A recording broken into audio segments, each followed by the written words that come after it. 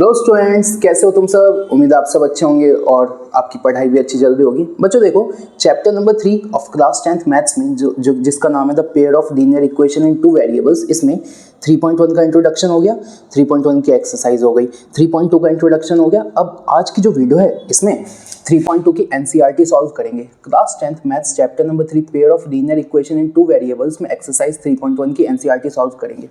ठीक है, तो आओ शुरू करते हैं। सबसे पहला क्वेश्चन जो है बच्चों, इसमें बहुत सारे पार्ट है। इसमें एक है कि जो भी आपके पास पेयर ऑफ लीनियर इक्वेशन है ना, उसको सॉल्व करो सब्स्टिट्यूशन मेथड से। अब अगर आपको सब्स्टिट्यूशन मेथड नहीं आता तो जस्ट इसकी पिछली वीडियो पे जाना है, प्लेलिस्ट में जाके प्लेलिस्ट में जाओगे तो चैप्टर नंबर 3 की प्लेलिस्ट है पूरी। ठीक है, उसमें आप इस वीडियो से जस्ट पीछे वाली वीडियो पे जो जाओगे ना, तो उसमें 3.2 का इंट्रोडक्शन समझाया है, उसमें बताइए चीजें। ठीक है, बाकी यहाँ पे मैं समझा दूंगा, एक बार देखो।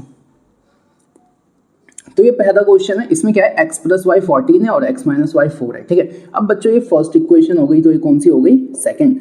अब ना सबसे पहले जब भी आप क्वेश्चन को सॉल्व करोगे ना, तो सबसे पहले आप क्या लिखोगे, फर्स्ट वाली किसी भी इक्वेशन को उठा लो। तो मैंने फर्स्ट वाली को उठा दी, तो मैंने कहा x + y कितना है 14। अब y को इधर भेजो तो x कितना हो गया 14 - y।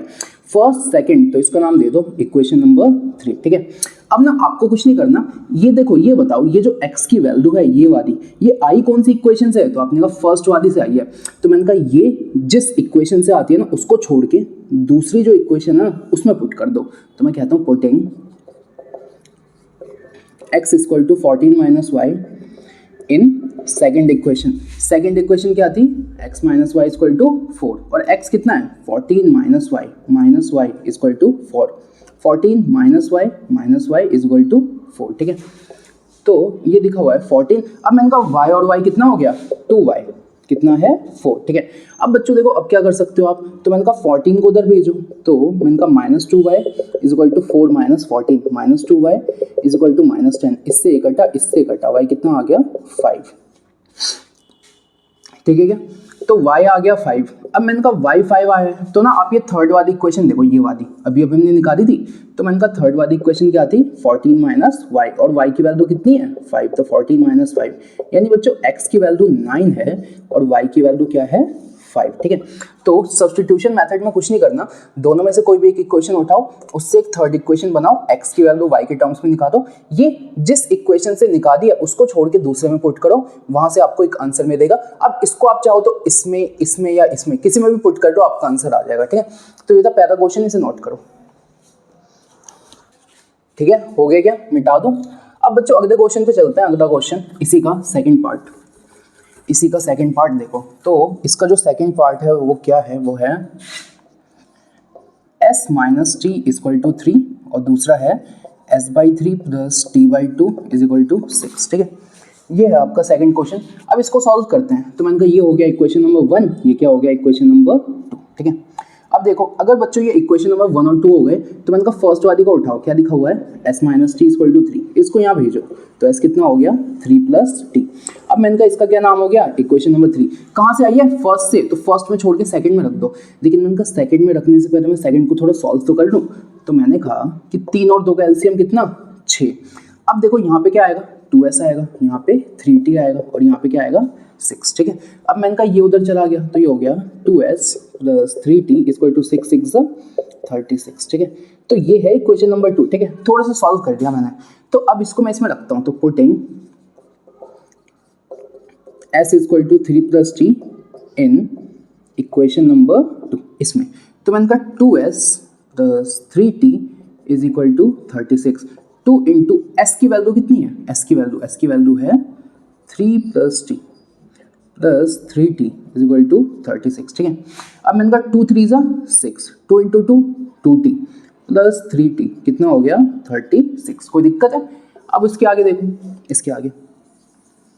ठीक है, तो मैंने कहा 6, अब देखो 2 और 3 कितने हो गए 5, 6 + 5t = 36। इसको उधर भेजो, 5t = 36 - 6, 5t = 30, 5 × t = 30, t = 30/5, तो t कितना आ गया 6। अब बच्चों t 6 आ गया। अब मैंने कहा किसी में रख दो, सबसे आसान है थर्ड वाले में रख दो। तो मैंने कहा s = 3 + t था और t कितना आ गया 6, तो s कितना आ गया 9। तो मैंने कहा बच्चों t की वैल्यू है 6, t की वैल्यू है 6 और s की वैल्यू कितनी है 9। समझ आया आपको? ऐसे ही करने सारे क्वेश्चन, फटाफट से नोट करो बच्चों। देखो क्वेश्चन नंबर 1 के फर्स्ट और सेकंड पार्ट हो गया। जो पार्ट नंबर 3 है ना वो आसान सा है, वो आप भी कर सकते हो।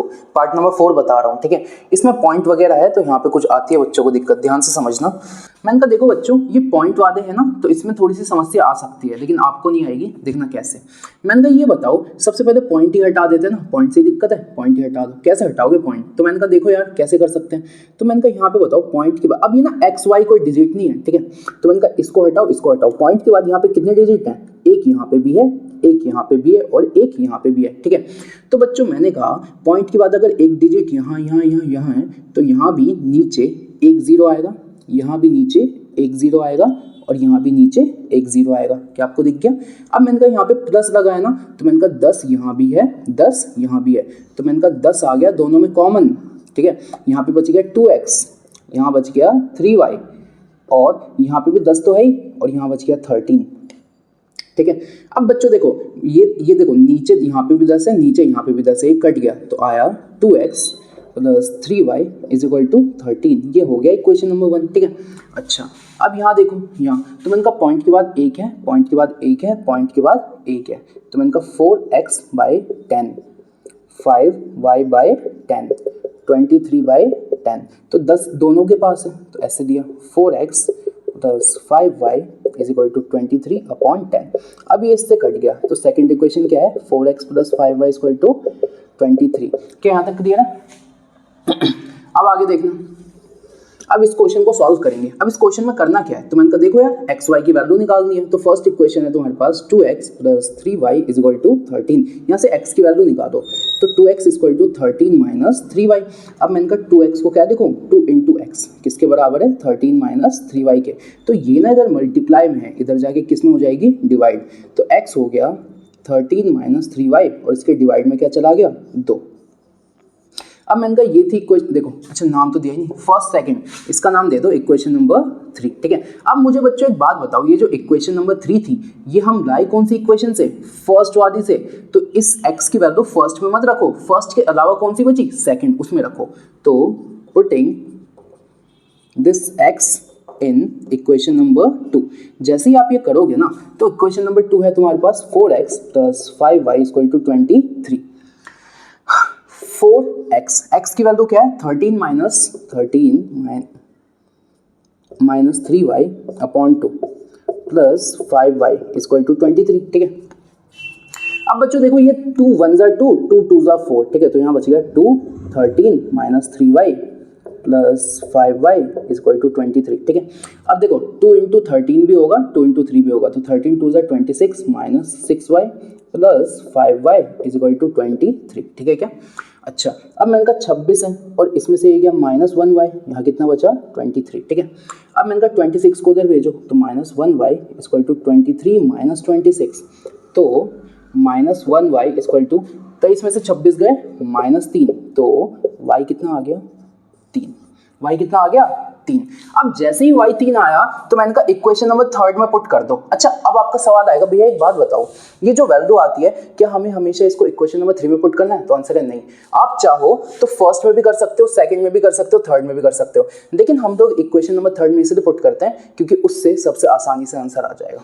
कर आप किसी में भी सकते हो, आपकी मर्जी, ठीक है। तो मैं इसको थर्ड में पुट करता हूँ, तो पुटिंग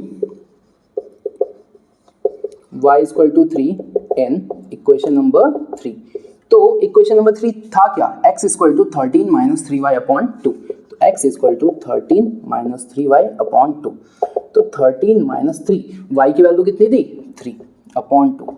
अब मैंने कहा ये बताओ 13 माइनस 9 अपॉन 2, तो 13 में से 9 गए 4/2, यानी x की वैल्यू कितनी आ गई? 2। तो बच्चों x की वैल्यू आ गई 2, y की वैल्यू आ गई 3। क्या आपको समझ आया क्वेश्चन? फटाफट इसे नोट करो, नेक्स्ट पे चलते हैं। अब चलते हैं बच्चों अगले पार्ट पे, ठीक है। तो क्वेश्चन नंबर 1 का 5th पार्ट देखो, ये भी अच्छा क्वेश्चन है, इसमें रूट का यूज है ना तो इसलिए थोड़ा सा अच्छा बन जाता है ये क्वेश्चन। देखो इसे कैसे करेंगे, x और y की वैल्यू तो चाहिए, तो मैंने कहा देखो यार भाई फर्स्ट इक्वेशन उठाओ। क्या है फर्स्ट इक्वेशन? ये क्वेश्चन था यहाँ तक। फर्स्ट इक्वेशन है √2x √3y इक्वल टू 0, ठीक है। अब मैंने कहा देखो यार x की वैल्यू निकालते हैं और करते क्या है, तो मैंने कहा √2x हो गया माइनस √3y, उधर भेज दिया। अभी हो गया √2 into x equal to minus √3y, तो x हो गया माइनस √3y बाय √2, यही हो गया। तो मैंने कहा ये हो गया इक्वेशन नंबर 3। अब इक्वेशन नंबर 3 तुम जिस इक्वेशन से निकालते हो ना उसमें नहीं रखते, तो उसके अलावा कौन बचा है ये, तो मैंने कहा putting x is equal to minus √3y by √2 in equation number 2। Equation number 2 क्या था, √3x minus √8y equal to 0। √3 into x की वैल्यू क्या है minus √3y by √2 minus √8y is equal to 0, ठीक है। अब बच्चों देखो √3 देखो √3 इंटू √3, तो मैंने कहा √3 कितनी बार है, 2 बार, तो √3 का क्या हो गया स्क्वायर से ये कट जाता है, तो आंसर क्या आ गया 3। तो मैंने कहा 2 बार था तो 3 आ गया, लेकिन साइन कौन सा आएगा माइनस का, यहाँ क्या है y, लेकिन नीचे तो √2 ही है, minus √8y is equal to 0। यहाँ तक ठीक है, यहाँ तक हो गया। अच्छा अब इसके आगे देखना, इसके आगे, तो इसके आगे क्या लिखा हुआ है यही लिख देता हूँ, minus 3y by √2 minus √8y is equal to 0, ठीक है। अच्छा अब इसे सॉल्व करोगे तो कैसे करोगे, कुछ मत करो यार, एलसीएम दे दो। तो मैंने कहा इसका एलसीएम आ गया √2, तो ये तो हो गया एज इट इज, माइनस का माइनस। अब इसमें और इसमें √2 होगा, तो √2 की इससे मल्टीप्लाई करो। अब देखो √8 पहले से था, √2 की और मल्टीप्लाई करूंगा, तो रूट में हो गया 8 इंटू 2, तो रूट में हो गया 16। और आपको पता है 16 का रूट होता है 4, देखो ना, √16 को ऐसे तो लिखूंगा 4 इंटू 4, तो आंसर क्या आ गया इसका 4। तो यहाँ मैं लिखता हूँ √16 मल्टीप्लाई हो गया, और बाद में जाके उसे क्या लिख दूंगा 4, ठीक है। तो मैंने कहा ये भी क्या था y 0 के बराबर, तो मैंने कहा माइनस 3y माइनस इसकी वैल्यू क्या है 4y, ठीक है, अपॉन √2 इज इक्वल टू 0। अब देखो -3 - 4 -7y upon √2 is equal to 0, तो -7y is equal to 0 into √2। देखो ना 0 के किसी से मल्टीप्लाई हो गया, आंसर क्या 0, तो y हो गया 0 बाई -7, उधर भेज दिया, तो y भी कितना आ गया 0। तो बच्चों y कितना आ गया 0। अब एक बार y 0 आ गया तो यहाँ से देखना अब क्या हुआ। अब एक बार y 0 आ गया तो मैंने कहा अब थर्ड वाली इक्वेशन क्या थी, ये x is equal to -3y by √2, ठीक है, ये थी। अब मैंने कहा y क्या है 0, तो यहाँ पुट कर दो, x is equal to -3 into 0 by √2। तो बच्चों देखो ना ये वाली टर्म हो गई 0, तो 0 से कुछ भी मल्टीप्लाई या डिवाइड होता है आंसर क्या आता है 0। तो मैंने कहा x कितना है 0, y कितना है 0, यही आंसर है। अब सुनो, यहाँ पे आपके मन में एक सवाल आ रहा होगा, नहीं भी आ रहा तो आना चाहिए, कि देखो ना यहाँ पे मैंने जैसे इस जगह देखना, तो मैंने आपसे क्या बोला, मैंने कहा √16 का आंसर होगा 4, लेकिन बच्चों ये आंसर ना +-4 होगा, +-4। लेकिन मैंने यहाँ पे प्लस का केस दे दिया, मैं -4 भी दे सकता था, लेकिन उससे आंसर में फर्क नहीं पड़ता, y तब भी 0 आता, सीधा आंसर है कि x भी 0 y भी 0, बात खत्म, ठीक है। नेक्स्ट पे चलते हैं। तो बच्चों अब नेक्स्ट पे चलते हैं। देखो नेक्स्ट वाला क्या है कि क्वेश्चन नंबर 1 का 6th पार्ट है।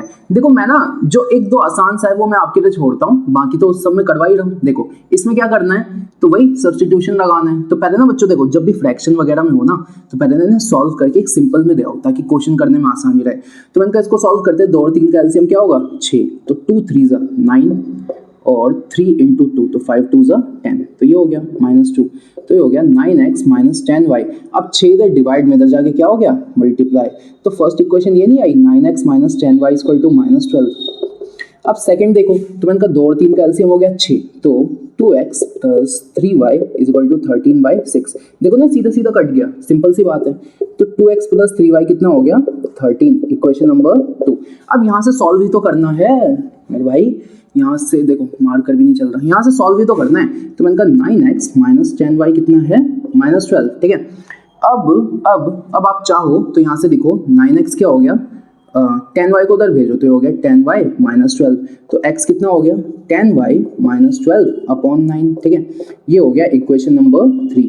ये इक्वेशन नंबर 3 आई कहाँ से, फर्स्ट से, तो रखोगे किसमें सेकंड में, तो पुटिंग x इन इक्वेशन नंबर 2। तो बच्चों मैंने कहा ये यहाँ कर देता हूँ, देखो यहाँ कर देता हूँ। तो मैंने कहा ये था 2x + 3y इक्वल टू 13, ठीक है। अब 2x, x की वैल्यू कितनी है 10y - 12 upon 9, 10y minus 12 upon 9 plus 3y किसके बराबर है 13 के। तो मैंने कहा देखो 2 की मल्टीप्लाई इससे भी होगी और इससे, तो 2 into 20y minus 24 upon 9 plus 3y is equal to 13। अब मैंने कहा इसके नीचे भी 1 लगा दो। देखो अब ना यहाँ पे ना ज्यादा दिमाग मत लगाना, ये मत कर देना कि 9 इधर डिवाइड में उधर मल्टीप्लाई में। भाई ये 9 उधर जाएगा, जरूर जाएगा, लेकिन तब जाएगा जब ये सबके नीचे होगा। अभी तो इनके नीचे है, तो पहले सबके नीचे लाओ। तो मैंने कहा पूरा एलसीएम क्या आ गया 9, तो ये हो गया 20y माइनस 24 प्लस 9 3 जा 27y इक्वल टू 13। तो बच्चों देखो 20y और 27y, 20 और 27 प्लस हो गए क्या आपस में, प्लस हो गए तो कितने बने 47y माइनस 24 यहाँ बचा 9, यहाँ बचा 13, तो अपॉन 9 और 13। अब 9 को उधर भेजो तो 47y minus 24 equal to 13 into 9। 13 into 9 कितना होता है 117, तो 47y माइनस 24 इक्वल टू 117। अब 24 को वहां भेजो तो 47y इक्वल टू 117 प्लस 24, 117 और 24 7 4 11 2 1 3 1 4 141 कितना हो गया 141। ठीक है। अब बच्चों देखो तो मैंने कहा y की वैल्यू कितनी आई, तो 141 अपॉन 47 यही आएगी। अब देखो 4 3 जा 12 7 3 जा 21, यानी ये 3 बार में जा रहा है 47 से, तो y की वैल्यू कितनी आ गई 3। y की वैल्यू कितनी आ गई 3। अब बच्चों y की वैल्यू अगर 3 आ गई तो क्या मैं x की निकाल सकता हूँ, यही तो रखना है। तो मैंने कहा x कितना था 10y माइनस 12 अपॉन 9 और 10 इंटू y की वैल्यू कितनी थी 3 माइनस 12 अपॉन 9, तो 30 माइनस 12 अपॉन 9। 30 में से बाहर आ गए कितने बचे 18 बाई 9 9 2 जा, तो बच्चों x की वैल्यू कितनी आ गई 2 और y की वैल्यू कितनी आ गई 3। ठीक है, यहाँ पे फर्स्ट पार्ट खत्म होता है। चलते हैं सेकंड पार्ट की तरफ, आप इसे नोट करो। तो बच्चों अब चलते हैं क्वेश्चन नंबर 2 की तरफ। ठीक है, क्वेश्चन नंबर 2 क्या कह रहा है, कह रहा है आपके पास दो इक्वेशन है, ये रहा पहला ये रहा दूसरा, इन दोनों को सॉल्व करो और x की वैल्यू निकालो y की वैल्यू निकालो, उसके बाद x और y की वैल्यू इसमें पुट करो और m की वैल्यू निकालो। ठीक है, तो देखो पहले सॉल्व करते हैं। तो पहली इक्वेशन है 2x plus 3y equal to 11, दूसरी क्या है 2x minus 4y equal to minus 24। ठीक है, अब बच्चों देखो अगर आप चाहो, खैर रहने दो, देखो इसको पहले सॉल्व करते हैं। तो 2x हो गया 11 माइनस 3y, तो x हो गया 11 माइनस 3y और 2 कहाँ चला गया नीचे, ये हो गया इक्वेशन नंबर 3। ठीक है, अब बच्चों इक्वेशन नंबर 3 आई कहाँ से, इससे, तो इसमें मत रखो इसमें रखो। तो आगे वही putting x is equal to 11 minus 3y upon 2, ये y है। ठीक है, in equation number 2। Equation number 2 क्या थी 2x minus 4y equal to minus 24। 2 into x की वैल्यू कितनी है 11 minus 3y upon 2 minus 4y equal to minus 24। ठीक है, ठीक है, तो यहाँ तक हो गया, यहाँ तक हो गया। अब इसके आगे देखना, इसके आगे एरो थोड़ा ऐसा बन गया। अब देखो बच्चों सिंपल सी बात है, इस वाले 2 से ये वाला 2 कट गया, तो यहाँ बचा 11 माइनस 3y, 11 माइनस 3y। अब देखो अगर किसी को डाउट है ना कैसे कटता है, तो मेरे भाई ये ब्रैकेट के बाहर है, ये ब्रैकेट के अंदर है। अभी मत कहना ये इससे भी होगा, इससे क्यों होगा, ब्रैकेट यहीं तक है ना, तो ये और ये कट जाएंगे। समझ आया आपको, ऐसे करना है।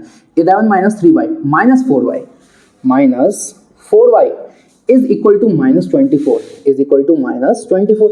अब मैंने कहा 3 और 4 7, तो 11 minus 7y equal to minus 24। ठीक है, अब मैंने कहा 11 को उधर भेजो, तो minus 7y is equal to minus 24 minus 11, तो माइनस 7y इक्वल टू 24 और 11 हो गए 35 माइनस के।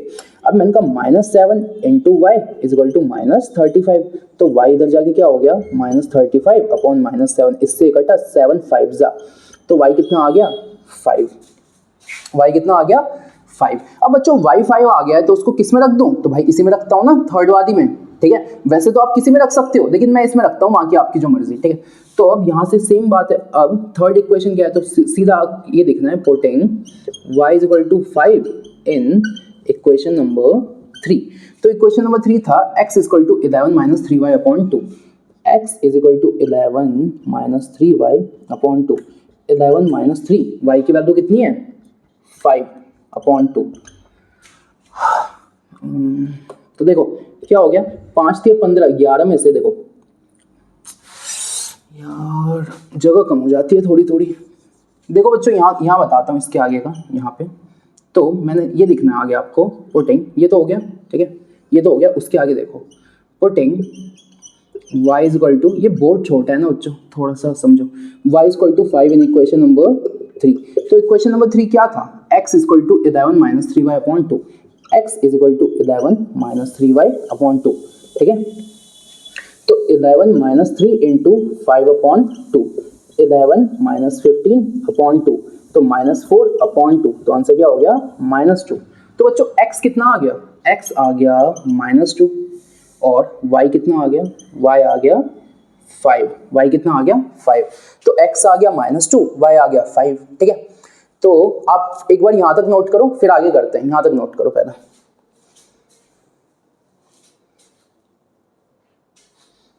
ठीक है। मैं साइड हो रहा हूं, फटाफट स्क्रीनशॉट दे दो या वीडियो पॉज कर दो, ठीक है। अब देखना, तो मेरे को काम क्या था, मेरे को ये काम था, x कितना है, x है -2 और y है 5, ठीक है। तो इतने का ही काम था, बाकी मुझे किसी का कोई काम नहीं था, लेकिन करना पूरा है आपको। अब मैंने कहा x और y तो मिल गया, इसमें रख देता हूं। तो y is equal to mx plus 3, ये क्वेश्चन दे रखा है, y की वैल्यू कितनी है 5, m इंटू x की वैल्यू -2 प्लस 3, तो ये हो गया -2m प्लस 3। अब मैंने कहा ये इधर प्लस में इधर जाके क्या माइनस, तो 5 minus 3 equal to -2m, 2 is equal to -2 into m, ठीक है। इसके आगे देखना, इसके आगे तो क्या लिखा हुआ है, 2 is equal to -2 into m, तो ये इधर आ गया 2/2 इज इक्वल टू m। भाई देखो ना, इधर मल्टीप्लाई में था, तो जब यहाँ जाएगा तो डिवाइड में तो हो जाएगा, 2 1 जा। अब देखो ये हो गया 1/-1 इज इक्वल टू m। अब बच्चों मेरी बात सुनो, माइनस चाहे ऊपर रहे चाहे नीचे रहे कोई फर्क नहीं पड़ता, तो मैंने यहाँ लगा दिया, तो m की वैल्यू कितनी आ गई -1, ठीक है। और आपसे यही पूछा था, कह रहा था इन दोनों को सॉल्व करो, x y की वैल्यू निकालो इसमें पुट करो, m की वैल्यू निकालो, ठीक है। तो m की वैल्यू कितनी है अपनी -1, फटाफट नोट करो, नेक्स्ट पे चलते हैं। अब बच्चों चलते हैं क्वेश्चन नंबर 3 पे। क्वेश्चन नंबर 3 आपसे ये कहता है कि ना, क्वेश्चन नंबर 3 के बहुत सारे पार्ट हैं, शायद 6 पार्ट हैं, ठीक है। तो ये आपसे कहता है जितने भी तुम्हें पार्ट है ना, हर एक पार्ट में तुम्हें एक वर्ड प्रॉब्लम दी है। वर्ड प्रॉब्लम का मतलब होता है कि आपको एक सिचुएशन दी है, उस सिचुएशन से आपको अपना दिमाग लगा के, ठीक है, एक पेयर ऑफ लीनियर इक्वेशन बनानी है, और एक बार आपने पेयर ऑफ लीनियर इक्वेशन बना दी फिर तो सॉल्व ही करना है, और क्या बचता है, ठीक है। तो बस वही बोला है उसने। तो उसने कहा है जितनी भी तुम्हारे को स्टेटमेंट दी है ना, सबसे पेयर ऑफ लीनियर इक्वेशन बनाओ और उसके बाद सॉल्यूशन निकालो, और हमने पढ़ा क्या है, सब्स्टिट्यूशन, तो उसी से निकालो। तो पहला क्वेश्चन है, कहते हैं difference between two numbers. Difference between two numbers का मतलब होता है, जैसे बच्चों मैंने कहा 4 - 2 इज इक्वल टू 2। अब इसको पता है मैं लिखूंगा कैसे, the difference between 4 and 2 is 2। तो मैंने कहा डिफरेंस का मतलब क्या होता है, माइनस। जब भी मैं डिफरेंस निकालूंगा तो एक बड़ा नंबर होगा, एक छोटा नंबर होगा, बात सही है। तो मैं कहता हूं अगर दो नंबर का डिफरेंस चाहिए तो सबसे पहले मैं नहीं लिखूंगा कि एक तो बड़ा नंबर होना चाहिए और एक कैसा होना चाहिए, छोटा। तो मैं कहता हूं that x be the larger number और let y be smaller number, ठीक है। अब मैं कहता हूं अगर मैं डिफरेंस निकालता हूं तो बड़े में से छोटे को माइनस करूंगा, तो x माइनस वाई, और वो कितना डिफरेंस दे रखा है इस 26। तो फर्स्ट इक्वेशन ये आ गई, ठीक है। फिर कह रहा है जो एक नंबर है वो दूसरे नंबर का 3 गुना है। अब बच्चों मेरे को एक बात बताओ, मैंने कहा एक नंबर दूसरे नंबर का 3 गुना है, तो मैंने कहा जो नंबर बड़ा है वही तो 3 गुना होगा। फॉर एग्जाम्पल मैं आपसे पूछता हूं कि एक 6 है और यहाँ पे लिखा है, जैसे मैंने सिंपल सी बात पूछता हूँ, 6 है और यहाँ पे लिखा है 2। अब मैं ये नहीं बोलूंगा ये जो 6 है वो इस 2 का 3 गुना है। कैसे किया मैंने कहा अगर मैं इसमें 3 की मल्टीप्लाई कर दूं तो ये आ रहा है, तो मैंने कहा जो 6 है वो 2 का कितने गुना है, 3 गुना। तो मेरे को इस बात का जवाब दो, 6 बड़ा है कि 2 बड़ा है, तो आपने कहा 6 बड़ा है। तो मैं कहता हूं जो एक नंबर किसी दूसरे नंबर का 3 गुना है, सिंपल सी बात है वही नंबर बड़ा होगा और दूसरा वाला छोटा होगा। तो मैंने कहा इन दोनों में से बड़ा नंबर कौन है, x। तो जो बड़ा वाला नंबर है ना वो छोटे वाले नंबर का कितना गुना है, 3 गुना। तो सेकंड इक्वेशन हो गई x इक्वल टू 3y। बात समझे। अब बच्चों देखो यहाँ पे थर्ड इक्वेशन बनाने की जरूरत ही नहीं पड़ी। पता कैसे, मैंने कहा थर्ड इक्वेशन में तभी तो बनाता हूँ जब मुझे x की वैल्यू y के टर्म्स में चाहिए, और किस्मत की बात यह है कि इस सवाल में मुझे x की वैल्यू y के टर्म्स में क्वेश्चन नहीं दे दिया। तो सिंपल सी बात है, इसी वैल्यू को मैं किस में पुट कर दूंगा, फर्स्ट। तो सीधा सीधा putting x is equal to 3y in equation number 1, ठीक है। अब इक्वेशन नंबर 1 क्या है, x minus y is equal to 26। x है तुम्हारे पास 3y माइनस इसके पीछे कुछ नहीं है तो 1y। अब 3 में से 1 गए तो 2y 26, 2 इंटू वाई 26, तो y कितना हो गया 26 डिवाइडेड बाई 2, y कितना हो गया 13। अब बच्चों y 13 आ गया, y कितना आ गया 13। इसके आगे देखना, देखो इसके आगे यहाँ है और इसके आगे यहाँ है, तो y एक बार 13 आ गया तो मेरे को x ही तो चाहिए, x ही तो चाहिए। तो मैंने कहा अगर मैं यहाँ देखूँ यहाँ तो x कितना लिखा हुआ था 3y, तो x is equal to 3 into 13, यानी बच्चों x हो गया 39 और y हो गया 13, ठीक है। तो यही आपका आंसर है। तो मैंने कहा था बड़ा नंबर क्या था x, तो उसकी वैल्यू कितनी आ गई 39, और छोटा नंबर क्या था y, इसकी वैल्यू क्या आ गई 13। फटाफट इसे नोट करो, नेक्स्ट पे चलते हैं। अब चलेंगे बच्चों क्वेश्चन नंबर 3 के सेकंड पार्ट पे। और क्वेश्चन नंबर 3 का सेकंड पार्ट देखते हैं। इसमें क्या बोला आपसे, क्या the larger of to supplementary angles. पहले यही समझ लो बच्चों, एक कॉन्सेप्ट होता है सप्लीमेंट्री एंगल्स का, सप्लीमेंट्री एंगल्स का, सप्लीमेंट्री एंगल्स। सप्लीमेंट्री एंगल्स का मतलब होता है बच्चों ये स्ट्रेट लाइन है, ठीक है, और ये एक लाइन है। तो मैंने कहा अगर ये वाला एंगल कुछ x है तो ये वाला कितना होगा 180 माइनस एक्स। मतलब सप्लीमेंट्री एंगल वो एंगल्स होते हैं जिसको अगर मैं दो एंगल्स है ना और दोनों को जोड़ के दिखूं तो कितना आना चाहिए 180 डिग्री। इन्हें सप्लीमेंट्री कहता हूं, इन्हें क्या बोलता हूं सप्लीमेंट्री। लेकिन वहीं अगर दो एंगल्स का सम 90 आ रहा है तो फिर मैं इन्हें कॉम्प्लीमेंट्री कहता हूं, कॉम्प्लीमेंट्री एंगल, समझे। तो यहाँ पे मुझे सप्लीमेंट्री एंगल्स की बात करी गई है, यानी इनका सम कितना होगा 90, ठीक है। अच्छा मतलब सम कितना होगा 180, 90 नहीं, वो तो कॉम्प्लीमेंट्री में होता है। अच्छा ठीक है, अब इस क्वेश्चन को शुरू कर सकते हैं। तो बच्चों इसने कहा कि ना जो सप्लीमेंट्री एंगल्स हैं उसमें से एक एंगल बड़ा है और एक एंगल छोटा है। तो वापस शुरू करते हैं क्वेश्चन। तो सबसे पहले ये लिखेंगे जो बड़ा वाला एंगल है that the larger angle be x degrees, ठीक है, और जो स्मॉलर एंगल है that the smaller angle be y degrees, ठीक है।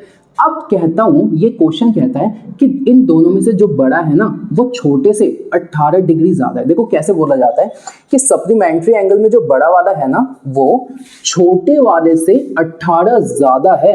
एक्सीड का मतलब ये होता है, समझे। तो मैंने कहा जो बड़ा वाला है वो छोटे वाले से 18 डिग्री ज्यादा है, यानी इन दोनों का डिफरेंस कितना आ रहा होगा 18। ये हो गया इक्वेशन नंबर 1। और अभी अभी मैंने तुम्हें बताया कि सप्लीमेंट्री एंगल वो होते हैं जिनका सम कितना होता है 180। तो सप्लीमेंट्री एंगल वो होते हैं जिनका सम कितना हो गया 180। तो ये हो गया इक्वेशन नंबर 2। अब बच्चों सब्स्टिट्यूशन लगाना है, तो x की वैल्यू कितनी आ गई 18 प्लस y, इसका नाम क्या हो गया इक्वेशन नंबर 3। कहां से आई पहले से, तो किस में रखोगे दूसरे में। तो पुटिंग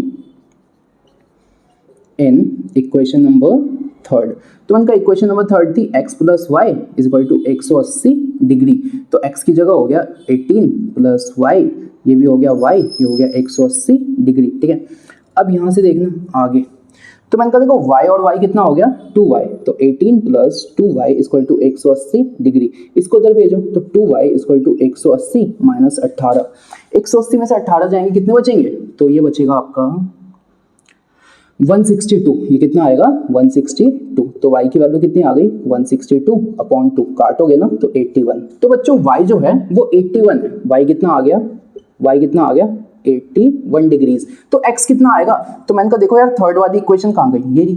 तो x कितना है 18 plus y, x is equal to 18 plus y. तो x विल बी 18 प्लस 81, और 18 प्लस 81 कितना हो गया, ये हो गया 8 और 1 9, ये हो गया 9।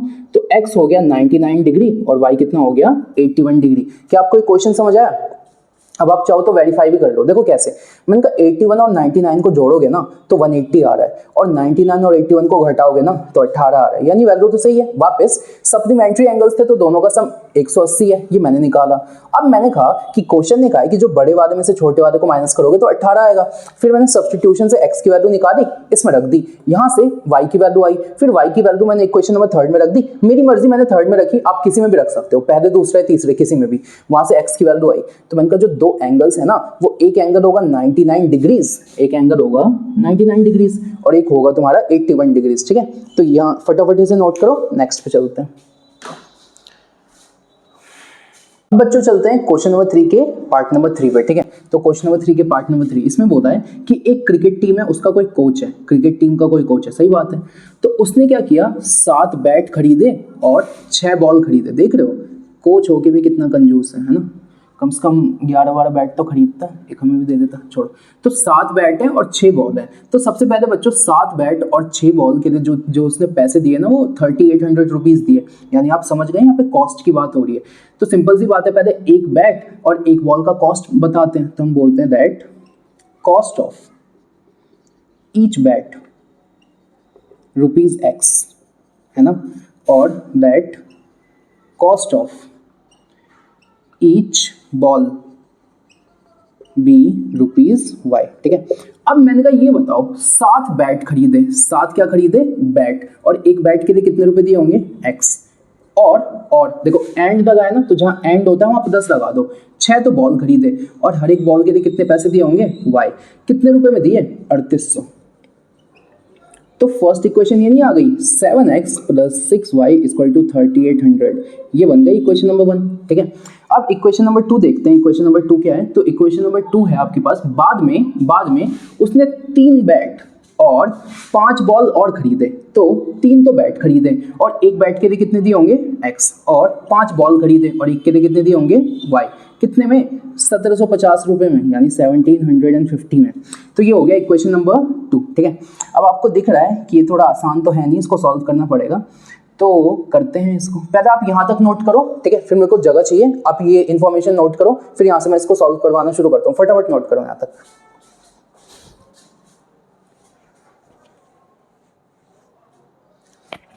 ठीक है, और टाइम चाहिए तो बच्चों वीडियो को पॉज कर दो, मैं रुका हूँ साइड में, ठीक है।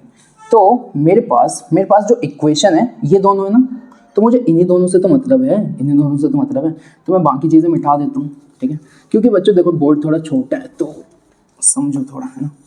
तो फर्स्ट इक्वेशन है मेरे पास 7x + 6y = 3800, और सेकंड इक्वेशन है 3x + 5y = 1750, यही है। अच्छा, अब सॉल्व करना शुरू करता हूँ, ठीक है। तो सॉल्व करना शुरू करता हूँ, तो कैसे करूँगा, तो देखो यार देखते हैं। तो 7x हो गया 3800 - 6y, तो x हो गया 3800 - 6y, अपॉन में क्या आ गया, 7। इसका क्या नाम हो गया, इक्वेशन नंबर 3। कहाँ से आई है, फर्स्ट से, तो किस में रखोगे, सेकंड में। ये है फर्स्ट और ये कौन सी है, सेकंड। तो पुटिंग x इन इक्वेशन नंबर 2, यहाँ रख दो। तो 3 और जहाँ x है वहाँ क्या आ गया, 3800 - 6y अपॉन 7 + 5y, और ये किसके बराबर है, 1750 के, ठीक है। अब इसके आगे देखना, रुको एक स्टेप यही कर देते हैं क्योंकि जगह है। तो अब इसकी मल्टीप्लाई करनी पड़ेगी, और क्या कर सकते हो बच्चों, तो 38 3 कितना होगा। अब देखो 38 3 मुझे भी नहीं पता कितना होगा, लेकिन मैं कैसे करता, मैं ऐसे करता कि 38 40 के पास है, और 40 3 क्या होता, 120 होता, 120, और कितना कम है, 2। तो 2 3 6 कम कर दो, तो 120 में से अगर आप 6 कम करोगे तो ये होगा 114। तो ये होता 114, और कितने जीरो हैं, 2, -6 3 18y अपॉन 7 + 5y किसके बराबर है, 1750। अब यहाँ लिखता हूँ, तो यहाँ पे है 11400 माइनस 18y। अब बच्चों देखो ये 7 जो है ना, देखो इसके नीचे अगर मैं 1 लगाऊं तो 7 और 1 का एलसीएम क्या हो गया, 7, और 7 की इससे मल्टीप्लाई हो गई, तो 7 5 35y, और यहाँ पे क्या है देखो ना, 7 5 35, यहाँ पे कितना है, 1750, इतना ही है। अच्छा, तो हो गया 11400 माइनस 35 में से 18 गए तो 17 बचे प्लस के, ठीक है। अब मैंने कहा ये 7 इधर डिवाइड में, उधर जाके क्या हो गया, मल्टीप्लाई, ये हो गया क्या। अब 175 × 7, 175 × 7, 7 5 35, 3 7 7 49, 3 52 5, और ये हो गया 1225। इसकी मल्टीप्लाई करके कितना आ रहा है, 1225, तो ये हो गया 1225, और लास्ट में क्या है, एक 0। अब देखो 11400 + 17y इसके बराबर है, तो 17y किसके बराबर है, 12250 - 11400, तो 12250 11400 05। अब देखो 12 में से 4 गए, कितने बचे 8, ये खत्म, तो ये कितना हो गया 850। हाँ ये कितना हो गया 17y हो गया 850, तो y कितना हो गया 850 बाई 17, 17 5 जा 85 और एक जीरो लगा दो। तो बच्चों y की वैल्यू कितनी आ गई 50। y की वैल्यू अगर 50 आ गई तो क्या मैं x की वैल्यू निकाल सकता हूँ? तो x की वैल्यू निकाल सकता हूँ बिल्कुल। आप यहां तक नोट करो, फिर आगे करते हैं।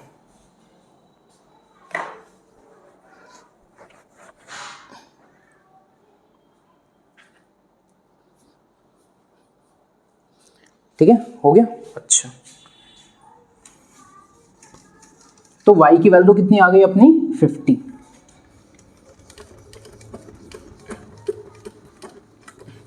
ठीक है, y की वैल्यू आ गई थी 50, तो मैंने कहा y की वैल्यू जो 50 है ना उसको किसी में भी रख दो, मैं थर्ड में रख देता हूं, तो x हो गया 3800 माइनस 6 इंटू 50। भाई y की वैल्यू 50 है ना, अपॉन 7।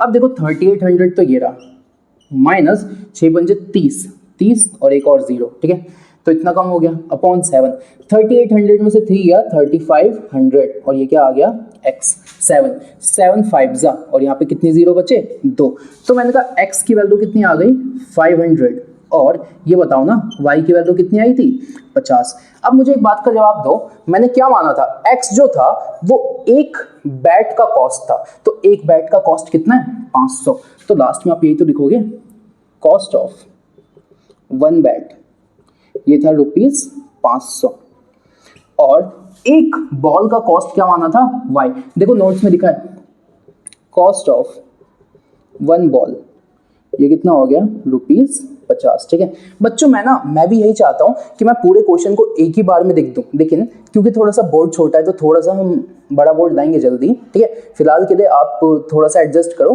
तो जो मैंने पहले लिखवा दिया उसके आगे ये कॉन्टिन्यूएशन है। ठीक है, बस इतनी सी कॉन्टिन्यूएशन है, ये वाला पार्ट कॉन्टिन्यूएशन में। ठीक है, और उसके लास्ट में आपको ना ये ऐड कर देना है, समझ आ रहा है? बस यहाँ पे आंसर खत्म होता है, फटाफट नोट करो, नेक्स्ट पे चलते हैं।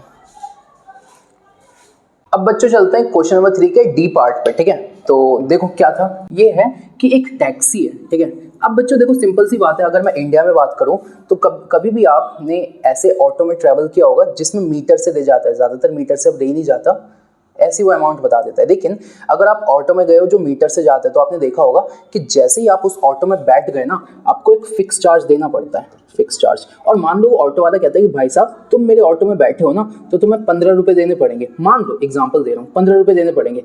उसके बाद तुम जितने भी किलोमीटर लेके जाओगे ना, तो पर किलोमीटर के पैसे देने पड़ेंगे। तो मैंने कहा अगर मैं 5 किलोमीटर गया और उसने कहा देखो यार मेरा फिक्स चार्ज है 15 रुपये, तो 5 किलोमीटर मुझे जाना था तो 15 रुपये तो मैंने दिए। फिर मैंने कहा 5 किलोमीटर जाना है ना, तो हर किलोमीटर के दे, मान लो पर किलोमीटर का चार्ज है 6 रुपये, तो हर किलोमीटर के दे मैंने कितने रुपए दिए 6, तो मैंने कहा 30 और 15, तो मैंने उसको टोटल कितने रुपए दिए 45। कैसे? मैंने कहा 15 रुपए तो ये थे कि भाई ये है तुम्हारा फिक्स चार्ज, ये तो तुम्हें देना ही था। उसके बाद तुम 5 किलोमीटर गए ना और 1 किलोमीटर के 6 रुपए रखते हैं, तो 30 रुपए ये फिक्स चार्ज है, तो टोटल तुमने कितने दिए 45 रुपए। ठीक है, वैसे कुछ यहाँ भी हिसाब है, ऐसे होता है। तो बच्चों ये जो टैक्सी है, इस क्वेश्चन में जो टैक्सी है वो ये बोलता है कि इस टैक्सी में एक तो फिक्स चार्ज है और एक है चार्ज पर किलोमीटर। तो सबसे पहले जो फिक्स चार्ज है तो सीधा सीधा that fix charge be ₹x। ठीक है, और दैट चार्ज पर किलोमीटर, जो पर किलोमीटर का चार्ज है वो क्या हो गया बी ₹y। ठीक है, अब कहता हूं देखो जब मैं 10 किलोमीटर गया ना तो मैंने कितने रुपए दिए 105। तो एक बात बताओ 10 किलोमीटर तुम गए तो क्या तुमने बैठते एक फिक्स चार्ज दिया होगा, और फिर 10 किलोमीटर तक हर एक किलोमीटर के लिए क्या तुमने एक पर किलोमीटर का चार्ज दिया होगा, तो टोटल कितने हो गए 105। ठीक है, तो ये हो गया फर्स्ट इक्वेशन। अब सुनो आगे 15 किलोमीटर के लिए आपने 155 रुपए दिए, तो बैठती आपने x रुपए दिए होंगे, और 15 किलोमीटर के लिए हर किलोमीटर के लिए आपने पैसे दिए होंगे, तो टोटल कितने हो गए 155। ये हो गया इक्वेशन नंबर 2। ठीक है, अब सॉल्व करना है, तो पहला क्या है x plus 10y equal to 105, तो ये क्या हो गया x equal to 105 minus 10y, इसका नाम क्या हो गया इक्वेशन नंबर 3। कहाँ से आई है पहले से, तो पहले में नहीं रखोगे, किस में रखोगे दूसरे में, तो put x equal to 105 minus 10y in equation number 2। तो इक्वेशन नंबर 2 था तुम्हारे पास x plus 15y equal to 155। x की वैल्यू है 105 माइनस 10y, ये हो गया प्लस 15y इक्वल टू 155। 15 में से 10 गए, कितने बचे? 5। ठीक है, अब 105 इधर गया तो 5y हो गया 155 माइनस 105, 5y हो गया 50। ठीक है, इसके आगे देखना, इसके आगे तो 5y हो गया 50, 5 इंटू वाई हो गया 50, y हो गया 50 बाई 5, y कितना हो गया 10। तो y हो गया 10, तो x कितना होगा? x निकाल देते हैं। तो थर्ड इक्वेशन ये रही ना अपनी, यहाँ रखो। तो x equal to 105 minus 10y, तो 105 माइनस 10 इंटू 10, यानी 105 में से 100 माइनस करोगे तो कितना आएगा? 5। कितना आ गया? 5। ठीक है, अब सुनो, अब आपने क्या बोला था? फिक्स चार्ज कितना है? x। तो जो x है वो है ₹5 और ये क्या था? Fix charge. ठीक है, फिर y क्या था?